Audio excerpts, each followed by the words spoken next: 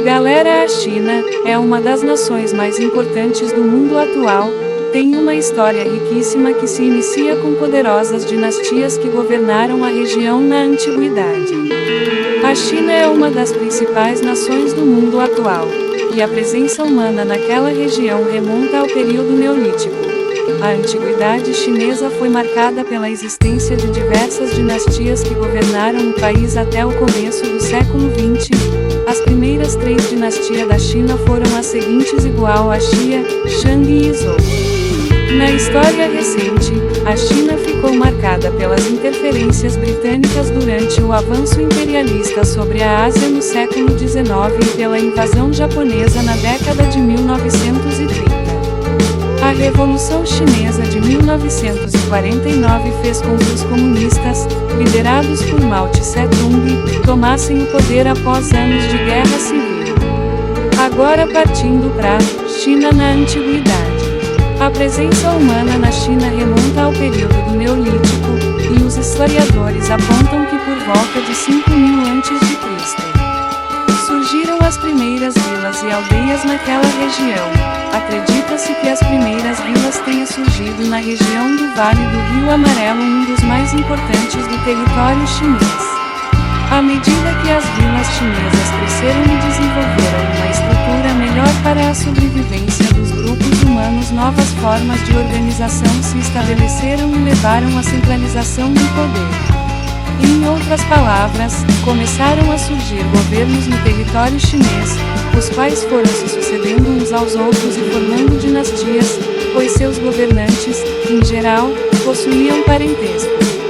Assim, a antiguidade chinesa ficou marcada pela existência de várias dinastias que foram substituindo umas às outras com o passar dos anos. Cada uma delas ficou marcada por desenvolvimento em diferentes áreas, como a metalurgia e a cerâmica. Além disso, as provocações humanas aprenderam a estabelecer formas de conter as cheias do Rio Amarelo e impedir que elas destruíssem vilas e plantações. Foi durante essas dinastias que viverão personalidades importantes da história chinesa, como Confúcio e Sun Tzu. Em 221 a.C., teve início um período conhecido como Era Imperial, em que novas dinastias governaram sobre o território chinês, cada uma delas em um período específico. O período de 907 a 1271 ficou marcado pela fragmentação política, e, por isso, o território da China foi dividido em diversos reinos que eram governados por diferentes dinastias. A unificação territorial e política da China só aconteceu novamente quando os chineses foram conquistados pelos mongóis liderados por Kublai Khan, neto de Gengis Khan, um dos grandes conquistadores mongóis. Uma importante fonte que os historiadores possuem sobre o período em que Kublai Khan governava a China é um viajante italiano que viveu nos séculos 8 e 9. Esse viajante foi Marco Polo, que nasceu em Veneza e passou 17 anos na China trabalhando para Kublai Khan. A história moderna da China é igual a partir do século XIX, a industrialização do planeta e o avanço do imperialismo sobre a Ásia trouxeram profundas transformações para o país. As potências industrializadas desse período, sobretudo o Reino Unido, ocuparam partes do território chinês como parte de concessões que cediam vantagens comerciais a essas potências. Um dos símbolos da fraqueza da China perante as nações ocidentais nesse período foram as Guerras do Ópio, conflitos iniciados pelos britânicos contra a China para impedir que o comércio de ópio fosse proibido. Naquele século, os britânicos lucravam bastante com a venda de ópio, uma droga altamente viciante, na China. A droga causava muitos problemas na sociedade, e o governo chinês tentou proibir sua venda. A medida tomada pelo governo chinês gerou uma reação do governo britânico, que declarou guerra à China para continuar vendendo a droga. Os britânicos venceram as duas guerras e impuseram obrigações pesadas à nação derrota, como a obrigação de pagar uma indenização de terras e de ceder territórios aos britânicos.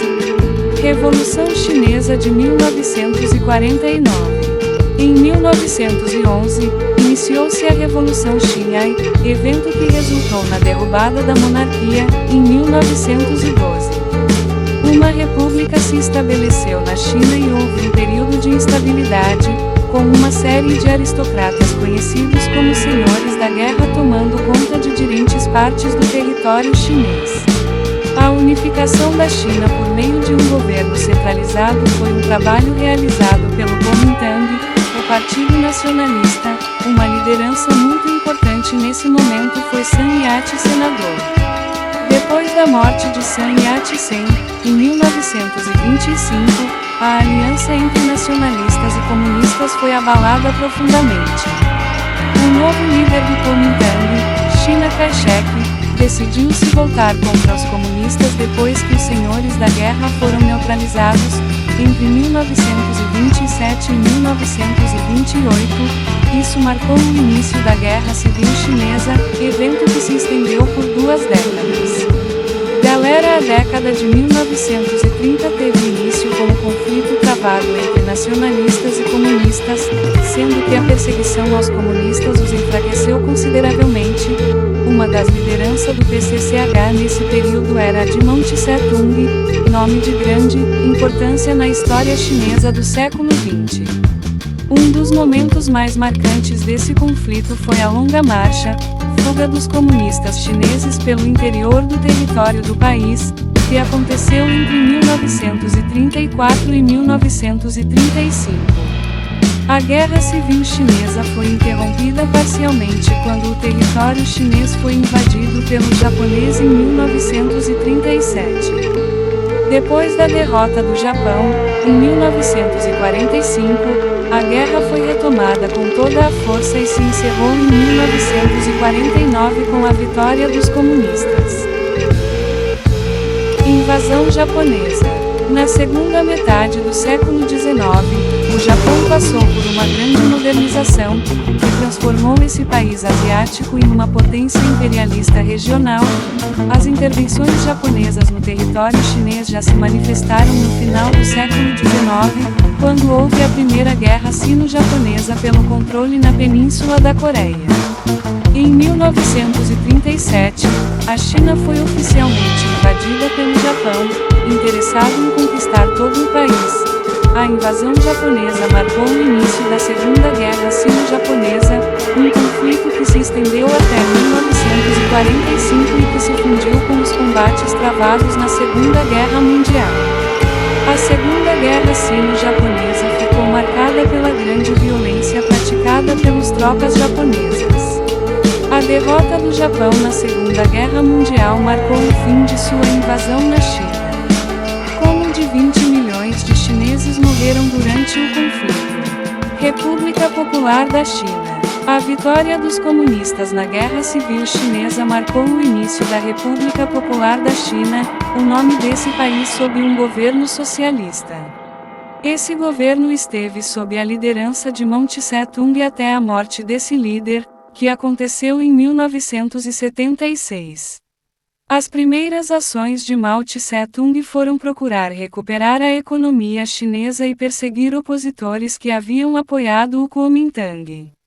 Galera, a Revolução Cultural foi entendida como uma campanha político-ideológica, cujo propósito era perseguir aqueles que não se adequavam à ideologia defendida pelo governo. A Revolução Cultural mobilizou milhares de estudantes pela China, que atuaram como verdadeira patrulha ideológica, denunciando críticos do governo. A Revolução Cultural foi organizada como esforço de Mao Tse-tung para recuperar o poder no interior do PCCH. Com isso, ele passou a denunciar seus opositores com base nessa campanha político-ideológica. No final do século XX, a China se estabeleceu como uma verdadeira potência econômica e militar, sendo considerada, atualmente, a segunda econômica do planeta, com prognóstico de se tornar a maior economia na década de 2030. Galera, por hoje é só, muito obrigado pela sua atenção e até mais.